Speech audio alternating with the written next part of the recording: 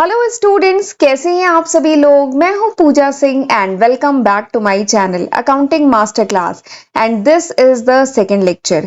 ये मेरा दूसरा लेक्चर है ऑफ आवर लेक्चर सीरीज जिसमें हम डिस्कस कर रहे हैं यूजीसी नेट कॉमर्स का 2020 का क्वेश्चन पेपर। 2020 में जो क्वेश्चन पेपर आया है उसका हम सॉल्यूशन डिस्कस कर रहे हैं एंड हम पेपर 2 डिस्कस कर रहे हैं एंड पेपर 2 में 100 क्वेश्चन आते हैं, तो हम लोग वही पेपर डिस्कस कर रहे हैं। एंड एक लेक्चर वीडियो मैं ऑलरेडी अपलोड कर चुकी हूं and this is my second lecture video. ये मेरा दूसरा लेक्चर वीडियो है। तो चलिए फिर देर किस बात की है, जल्दी से हम आज का लेक्चर स्टार्ट करते हैं। तो क्वेश्चन नंबर 4 से आज हमें स्टार्ट करना है। क्वेश्चन नंबर 3 तक हम पिछले लेक्चर वीडियो में डिस्कस कर चुके हैं। आज हम क्वेश्चन नंबर 4 से स्टार्ट करेंगे। तो क्वेश्चन 4 क्या कह रहा है कि arrange the following stages of research in a proper sequence. यानी रिसर्च की जो स्टेजेस होती हैं उनको प्रॉपर सीक्वेंस में आपको अरेंज करना है। और यहाँ पे कुछ स्टेजेस बताई गई हैं, बताया गया है 5 स्टेजेस। एक है report writing, budgeting, data collection, field work and research outcome. ठीक है, तो ये 5 स्टेजेस बताई गई हैं, आपको इनको प्रॉपर सीक्वेंस में अरेंज करना है। ठीक है, और उसी के अकॉर्डिंग आपको यहाँ पे 4 ऑल्टरनेटिव दिए गए हैं, आपको बताना है सही सीक्वेंस क्या है, बी डी सी ई ए। ठीक है, इनमें से या ये जो 3 ऑप्शन और दिए तो इनमें से किस तरीके से आप सीक्वेंस पे कैसे अरेंज करेंगे। ठीक, तो क्वेश्चन आई होप आपको समझ में आ गया होगा। अच्छा, सबसे पहले तो मैं ये बताना चाहती हूँ कि जो आरएम है, रिसर्च मेथोलॉजी, ये मैं अपने चैनल पे ऑलरेडी इस समय पढ़ा रही हूँ, अपने सेकंड चैनल पे। मेरा फर्स्ट चैनल है अकाउंटिंग मास्टर क्लास के नाम से एंड पूजा सिंह के नाम से मेरा सेकंड चैनल है। लिंक आपको डिस्क्रिप्शन में मिल जाएगा। वहां पे मैं आरएम पढ़ा रही हूँ एंड रिसर्च के जो डिफरेंट स्टेजेस हैं या कह लीजिए रिसर्च प्रोसेस जो है ना, वो मैं ऑलरेडी अपने सेकंड चैनल पे कवर कर चुकी हूँ इस टॉपिक को, रिसर्च प्रोसेस। तो वहां वैसे जितनी भी स्टेजेस हैं वो मैंने डिटेल में पढ़ाया है। आपको और डिटेल में समझना है तो आप वो वीडियो रेफर कर सकते हैं। ठीक है, एंड मेरे सेकंड चैनल को सब्सक्राइब करके वो वीडियो देख लीजिएगा। राइट, पर चलिए इस क्वेश्चन को सॉल्व करने के लिए जितनी इंफॉर्मेशन चाहिए वो मैं आपको बताती हूँ। देख लीजिएगा, ये आंसर आप खुद ही बता देंगे। देखिए, सबसे पहले तो ये समझना जरूरी है कि रिसर्च प्रोसेस क्या होता है। रिसर्च प्रोसेस क्या होता है, ठीक है। तो रिसर्च प्रोसेस क्या है? रिसर्च प्रोसेस एक सीक्वेंस ऑफ स्टेप होता है। रिसर्च प्रोसेस एक सीक्वेंस ऑफ स्टेप है, एक सिस्टमैटिक प्रोसीजर है जिसको फॉलो करके रिसर्चर अपनी रिसर्च करता है। ठीक है, एक सीक्वेंस ऑफ स्टेप को फॉलो करके रिसर्चर अपनी रिसर्च करता है, इसी सीक्वेंस ऑफ स्टेप को, और ये सिस्टमैटिक प्रोसीजर होता है, इन्हीं सीक्वेंस ऑफ स्टेप को कहा जाता है रिसर्च प्रोसेस या कह लीजिए स्टेजेस ऑफ रिसर्च। ठीक, तो वैसे जो बुक्स में स्टेजेस ऑफ रिसर्च दी गई है जो मैंने आपको पढ़ाया है वो एक बार पहले मैं आपको बता देती हूँ, फिर आपको उस स्टेजेस के बेसिस पे इन 5 स्टेजेस को बताना है। ठीक है, वो जो 7 या 8 सीक्वेंस ऑफ स्टेप है वो मैं पहले आपको बता देती हूँ जो बुक्स में बताया गया है। सबसे पहला है, और जो मैंने पढ़ाया है, सबसे पहला है आइडेंटिफाई द प्रॉब्लम। मैं एकदम इनिशियल उसके लिख रही हूँ। सबसे पहला है आइडेंटिफाई द प्रॉब्लम। सबसे पहला जो स्टेप होता है रिसर्च प्रोसेस में वो होता है आइडेंटिफाई द प्रॉब्लम, प्रॉब्लम को आइडेंटिफाई करना। दूसरा है इवैल्यूएट द लिटरेचर या कह लीजिए लिटरेचर रिव्यू करना, यानी इससे पहले आपके जो भी प्रॉब्लम है, आपका जो रिसर्च टॉपिक है उस पे अगर पहले कुछ काम हुआ है, उस पे कुछ रिपोर्ट वगैरह लिखी गई है, कोई रिसर्च का पेपर लिखा गया है, तो उन सबको रिव्यू करना, तो वही है लिटरेचर रिव्यू। ये दूसरा स्टेप होता है। तीसरा स्टेप होता है create the hypothesis, hypothesis build करना। चौथा स्टेप होता है रिसर्च की डिजाइन, किस टाइप की रिसर्च होगी, रिसर्च की डिजाइन डिसाइड करना। पांचवा स्टेप होता है आपको अपनी जो पॉपुलेशन है वो डिस्क्राइब करना एंड इसमें जो सैंपल डिजाइन, ठीक है, ये सब इसमें आता है, सैंपल डिजाइन करना, सैंपल क्या लिया जाएगा वो सब डिसाइड करना, ये स्टेप होता है पांचवा। छठा स्टेप क्या होता है, सैंपल डिसाइड हो गया, अब हम करेंगे डेटा कलेक्शन। ठीक, नेक्स्ट स्टेप क्या होता है, डेटा कलेक्ट हो गया, अब हम करेंगे डेटा एनालिसिस। डेटा एनालिसिस कर लिया, सारा काम हो गया ना, अब क्या करेंगे, रिपोर्ट को राइट करेंगे। ठीक, तो ये सीक्वेंस ऑफ स्टेप मोटे मोटे फॉलो किए जाते हैं किसी भी रिसर्च के प्रोसेस में। राइट, अब यहाँ पे जो आपको स्टेजेस दी गई हैं वो आपको थोड़ा सा समझना होगा। देखिए क्या क्या दिया गया है, रिपोर्ट राइटिंग, तो सबसे पहली बात है, सबसे पहली बात है रिपोर्ट राइटिंग तो सबसे आखिरी में किया जाता है। यहाँ लिखती हूँ, रिपोर्ट राइटिंग तो सबसे आखिरी में किया जाएगा, अंत में होगा ना सबसे। रिपोर्ट पूरा काम हो गया उसके बाद अंत में रिपोर्ट राइट करेगा ना रिसर्चर, तो रिपोर्ट राइटिंग तो सबसे 5वें नंबर पे आएगा। ठीक है, 5वें नंबर है। अगला क्या है, budgeting. Budgeting data collection and field work, तो सबसे पहले रिसर्च में क्या होता है ना, बजटिंग। ठीक है, सबसे पहले बजट वगैरह डिसाइड किया जाता है कि फंड वगैरह कितने हैं, कितने में हमें रिसर्च करनी है। तो सबसे पहला जो स्टेज होता है दैट इज बजटिंग। उसके बाद क्या किया जाता है, बजटिंग के बाद आता है आपका फील्ड वर्क। ठीक है, बजटिंग के बाद आप फील्ड वर्क करते हैं, मार्केट में क्या है वो सब पता करते हैं, मार्केट में क्या मार्केट में ट्रेंड है वो सब पता किया जाता है। ठीक है, फिर उसके बाद मार्केट वर्क करेंगे, फील्ड वर्क करेंगे। ठीक है, और उसके बाद आप करेंगे डेटा कलेक्शन। उसके बाद क्या किया जाता है, उसके बाद किया जाता है डेटा कलेक्शन। ठीक, एंड डेटा कलेक्शन कर लिया, उसके बाद क्या आएगा, रिसर्च आउटकम। उसके बाद डेटा कलेक्ट किया, ठीक है, उसके बाद क्या आएगा, रिसर्च आउटकम। रिसर्च आउटकम आया। वैसे डेटा कलेक्ट करने के बाद रिसर्च आउटकम तुरंत नहीं आ जाएगा, डेटा कलेक्ट करने के बाद आपको डेटा को एनालाइज करेंगे, ठीक है, वहां से कुछ आउटपुट निकालेंगे, तब आएगा आपका रिसर्च का आउटकम। ठीक है, और फिर आप रिसर्च रिपोर्ट जो है उसको राइट करेंगे। तो वैसे तो सीक्वेंस ऑफ स्टेप ये है, लेकिन ये जो सीक्वेंस ऑफ स्टेप है इनको अरेंज करना है। तो सबसे पहला होगा बजटिंग। सबसे पहले बजटिंग की जाएगी, देन फील्ड वर्क किया जाएगा, उसके बाद डेटा को कलेक्ट किया जाएगा, उसके बाद रिसर्च का आउटकम निकलेगा, एंड लास्ट पे क्या करेंगे, रिसर्च को राइट करेंगे।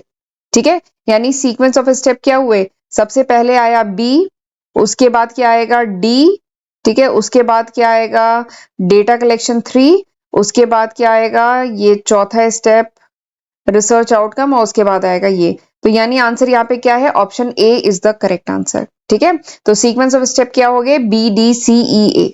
ठीक, समझ में आ गया। चलिए आगे बढ़ते हैं। अच्छा, आगे बढ़ने से पहले मैं आपको थोड़ा सा बताना चाहती हूँ कि this is the list of subject जो मैं आज की तारीख यानी जुलाई 2023 तक अपने first channel accounting master class पे कवर कर चुकी हूँ। अगर ये वीडियो आप कुछ महीने बाद देख रहे हैं, कुछ साल बाद देख रहे हैं, तो इसमें मैं होपफुली काफी न्यू सब्जेक्ट ऐड कर चुकी होंगी। ये अभी तक है, जुलाई 2023 तक। तो जरूर इसका फायदा उठाइएगा, इसकी हेल्प से पढ़िएगा, खुद भी पढ़िएगा और फ्रेंड्स के साथ भी जरूर शेयर करिएगा। 700 से भी ज्यादा वीडियो लेक्चर्स मैं आज की तारीख तक अपलोड कर चुकी हूँ, तो ये सब मैंने आपके लिए किया है। एंड लेक्चर यूजफुल लगे तो इसको लाइक करना मत भूलिएगा, और प्लीज मुझे कमेंट सेक्शन में बताया करिए कि हाउ वाज दिस लेक्चर, ये लेक्चर कैसा था, आपको समझ में आया कि नहीं आया। ठीक है, एंड चैनल अभी तक नहीं सब्सक्राइब किया है तो जल्दी से सब्सक्राइब कर लीजिएगा। मेरा पहला चैनल अकाउंटिंग मास्टर क्लास के नाम से है, दूसरा चैनल पूजा सिंह के नाम से है। पूजा सिंह के नाम से जो मेरा दूसरा चैनल है उस पे भी मैं कॉमर्स स्ट्रीम के जो डिफरेंट सब्जेक्ट है वो कवर करती हूँ। जैसे वहां पे मैंने इनकम टैक्स पढ़ाया है, रिसर्च मेथोलॉजी इस समय पढ़ा रही हूँ। ठीक है, तो सेकंड चैनल पे भी आपको कंटेंट मिलेगा, और आने वाले टाइम में मैं और इसमें सब्जेक्ट कवर करूंगी। ठीक है, तो मेरे दोनों ही चैनल को जरूर सब्सक्राइब कर लीजिएगा। एंड अगर नोट्स चाहिए आपको, मेरे चैनल पे जो अपलोडेड वीडियोस हैं उनके नोट्स चाहिए, then you can download my application from Google Play Store. Google Play Store से आप मेरी एप्लीकेशन डाउनलोड कर सकते हैं, लिंक आपको डिस्क्रिप्शन में मिल जाएगा। राइट, चलिए आगे बढ़ते हैं अगले क्वेश्चन की तरफ।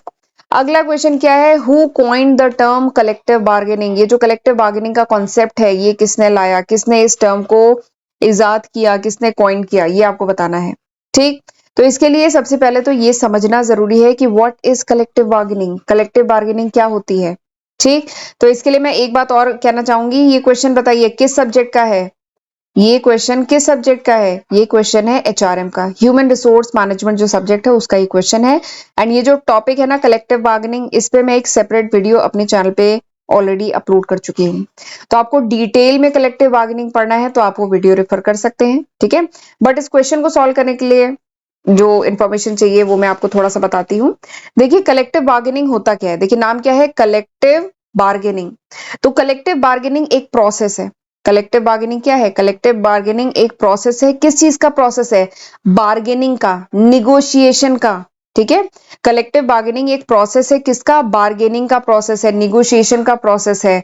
किनके बीच में, दो पार्टीज के बीच में। ठीक है, कलेक्टिव बार्गेनिंग एक प्रोसेस है ऑफ निगोशिएशन, ठीक है, बिटवीन टू पार्टीज, दो पार्टीज के बीच में। कौन कौन है दो पार्टी, एक तो है आपके एम्प्लॉयर, ठीक है, जो मालिक लोग हैं एम्प्लॉयर, एंड दूसरा क्या है, ग्रुप ऑफ वर्कर। दूसरा क्या है, group of worker, group of worker. ठीक है, ऑन अब बात है कि बार्गेनिंग या जो बार्गेनिंग होती है, जो निगोशिएशन होता है वो किस बात को लेके होता है, जो एम्प्लॉयमेंट के जो टर्म्स हैं। ठीक है, एम्प्लॉयमेंट जो नौकरी से रिलेटेड जो इश्यूज हैं उन पे लेके कह लीजिए निगोशिएशन होता है, तो उसी को कहा जाता है कलेक्टिव बार्गेनिंग। ठीक है, नाम क्या है, कलेक्टिव बार्गेनिंग। तो कलेक्टिव बार्गेनिंग एक प्रोसेस है ऑफ निगोशिएशन बिटवीन एम्प्लॉयर, ठीक है, एंड ग्रुप ऑफ वर्कर। जो ग्रुप ऑफ वर्कर है एंड जो एम्प्लॉयर है उनके बीच में जो निगोशिएशन होता है उसका जो प्रोसेस कहा जाता है ना, दैट इज कलेक्टिव बार्गेनिंग। वही जो प्रोसेस होता है उसी को कलेक्टिव बार्गेनिंग कहा जाता है। एंड ये जो निगोशिएशन होता है किससे रिलेटेड होता है, एम्प्लॉयमेंट टर्म से रिलेटेड, ठीक है। इसमें जनरली कौन से इशू डिस्कस किए जाते हैं, वर्किंग कंडीशन, फैक्ट्री में जो वर्किंग कंडीशन है, सैलरी वगैरह है, बेनिफिट जो है, उन सब से रिलेटेड इश्यूज डिस्कस किए जाते हैं। और इसका गोल क्या होता है, कलेक्टिव बार्गेनिंग का गोल क्या है, कलेक्टिव बार्गेनिंग का गोल है कि जो दोनों पार्टीज हैं आपसी सहमति से, ठीक है, एक कॉमन मतलब कह लो कंसेंसस इनके बीच में हो, एक कॉमन अग्रीमेंट हो पाए दोनों पार्टीज के बीच में, ठीक है। तो this is the purpose of collective bargaining, ये पर्पस होता है कलेक्टिव बार्गेनिंग का, ठीक है, ताकि पीसफुली फैक्ट्री में काम हो, कोई डिस्प्यूट ना हो। And this concept of collective bargaining is given by Sidney Webb and Beatrice Webb, इन्होंने ये कॉन्सेप्ट दिया था कलेक्टिव बार्गेनिंग का। तो समझ में आ गया आंसर क्या है, आंसर इज ऑप्शन डी, ठीक है। चलिए आगे बढ़ते हैं अगले क्वेश्चन पे, क्वेश्चन नंबर 6, अगला क्वेश्चन देखते हैं।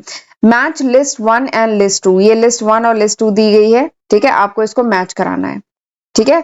सेक्शन 80 जीजी, सेक्शन 80 जीजी ए, सेक्शन 80 जीजी बी, सेक्शन 80 जीजी सी, ठीक। और यहाँ पे ऐसे ही 4 ऑप्शन आपको दिए गए हैं। तो बेसिकली ये क्वेश्चन किस सब्जेक्ट का है बताइए। सबसे पहले मुझे बताते हुए बहुत अच्छा लग रहा है कि ये क्वेश्चन किसका है, इनकम टैक्स का है, जो मैं अपने चैनल पे ऑलरेडी कवर कर चुकी हूँ। इनकम टैक्स के कुछ चैप्टर मैंने अपने फर्स्ट चैनल पे कवर किए हैं, कुछ चैप्टर मैंने सेकंड चैनल पे कवर किए हैं। तो ये जो टॉपिक है ना, ये भी मैं अपने चैनल पे कवर कर चुकी हूँ, ठीक है। तो आपको और डिटेल में पढ़ना है सेक्शंस के बारे में तो आप वीडियो रेफर कर सकते हैं मेरे चैनल पे जो है। बाकी इस क्वेश्चन को करने के लिए जो जानकारी चाहिए वो मैं आपको बताती हूँ। अच्छा, ये जो क्वेश्चन है, एक चीज ये भी है कि ये जो मैं प्रीवियस ईयर के क्वेश्चंस करा रही हूँ ना 2020 के, इसका पर्पस ये भी है कि आपको ये पता चल जाए कि किस टाइप के क्वेश्चन आते हैं, ठीक है। कॉन्सेप्चुअल क्वेश्चन तो आते ही हैं, मेमोरी बेस्ड भी क्वेश्चन आते ही हैं, मेमोरी बेस्ड तो क्वेश्चन आते ही हैं, ठीक है। मेमोरी बेस्ड क्वेश्चन मतलब जिसमें आपको मेमोराइज करना है, ये जो सेक्शंस है ये आपको याद करने हैं कि किस सेक्शन में क्या है, ये आपको एज इट इज याद करना है, ठीक है। तो मेमोरी बेस्ड भी क्वेश्चन आते हैं, जैसे लास्ट क्वेश्चन में ही किसने कलेक्टिव बार्गेनिंग का कॉन्सेप्ट दिया था, ये भी मेमोरी बेस्ड क्वेश्चन है, ठीक है। तो इस टाइप के भी क्वेश्चन आते हैं और इनकम टैक्स के सेक्शन पे तो बहुत क्वेश्चन आते हैं। तो इस टाइप के क्वेश्चन के लिए भी रेडी रहिएगा, आपको सेक्शंस लर्न करके जाने हैं, ठीक। चलिए अब मैं एक एक करके आपको बता देती हूँ सेक्शन किससे रिलेटेड है। सबसे पहले बात करते हैं सेक्शन 80 जीजी। तो सेक्शन 80 जीजी बेसिकली किससे रिलेटेड है, this is related with deduction in respect of rent paid, जो भी रेंट पे किया जाता है, ठीक है, उस पे जो भी डिडक्शन मिलता है वो किसके तहत दिया जाता है, सेक्शन 80 जीजी, ठीक। तो सेक्शन 80 जीजी किससे रिलेटेड है, deduction in respect of rent paid, ठीक। अगला क्या है, सेक्शन 80 जीजी ए, अगला क्या है, सेक्शन 80 जीजी ए, ये किससे रिलेटेड है, this is related with deduction, ये किससे रिलेटेड है, जो सेक्शन 80 जीजी ए है ये किससे रिलेटेड है, ये रिलेटेड है deduction in respect of scientific research, ठीक है, deduction in respect of scientific research, या दूसरे शब्दों में कह सकते हैं जो भी डिडक्शन अलाउ किया जाता है for donation toward scientific research. अगर साइंटिफिक रिसर्च के तहत की तरफ आप कुछ डोनेशन देते हैं तो उस पर कुछ डिडक्शन मिलता है, जो किसके तहत आता है, सेक्शन 80 जीजी ए, ठीक। अगला क्या है, सेक्शन 80 जीजी बी, अगला क्या है, सेक्शन 80 जीजी बी, ये क्या है, तो ये बेसिकली क्या है कि जो भी सपोज करें इसमें क्या आता है, जो भी कंट्रीब्यूशन किया जा रहा है इन रिस्पेक्ट ऑफ जो भी कंट्रीब्यूशन किया जा रहा है by a company to political parties, ठीक है। जो कंपनी जो होती है वो पॉलिटिकल पार्टीज को जो भी कंट्रीब्यूशन देती हैं, डोनेशन देती हैं, उस पे जो भी डिडक्शन मिलता है ना, it comes under section 80 GGB, ये यहाँ पे लिखा हुआ है। सेक्शन 80 जीजीबी में क्या आता है, जो भी डिडक्शन है इन respect of contribution given by company. अब एक खास बात यहाँ पे ध्यान रखिएगा, कंपनी जो भी कंट्रीब्यूशन देती है वो आता है सेक्शन 80 जीजीबी में, ठीक है। और अगर कोई पर्सन या टैक्स पेयर जो भी कंट्रीब्यूशन देता है, it comes under section 80 GGC, ठीक। ये बात समझ में आई। पॉलिटिकल पार्टीज को अगर कोई पर्सन या टैक्स पेयर कंट्रीब्यूशन देता है तो वो आता है सेक्शन 80 जीजीसी में, ठीक है। और अगर कोई कंपनी पॉलिटिकल पार्टी को कंट्रीब्यूशन देती है तो वो आता है सेक्शन 80 जीजीबी में, ठीक है। तो अगला यही है सेक्शन 80 जीजीसी, इसमें क्या आता है, deduction in respect of contribution given by any person to political party, political party को देगा तो 80 जीजीसी के तहत आएगा, अगर टैक्स पेयर या इंडिविजुअल देता है तो, कंपनी देगी तो 80 जीजीबी के तहत आएगा, ठीक है। ये बात समझ में आ गई? तो आपको ये एज इट इज लर्न करने होंगे। बेसिकली ये जो दो डिडक्शन है ना, ये इसलिए दिए गए हैं to encourage more contribution toward political party. ठीक है, पॉलिटिकल पार्टी की तरफ कंट्रीब्यूशन बढ़े, इसलिए ये दो डिडक्शन अलाउ किए गए हैं। ठीक है, तो आपको समझ में आ गए होंगे।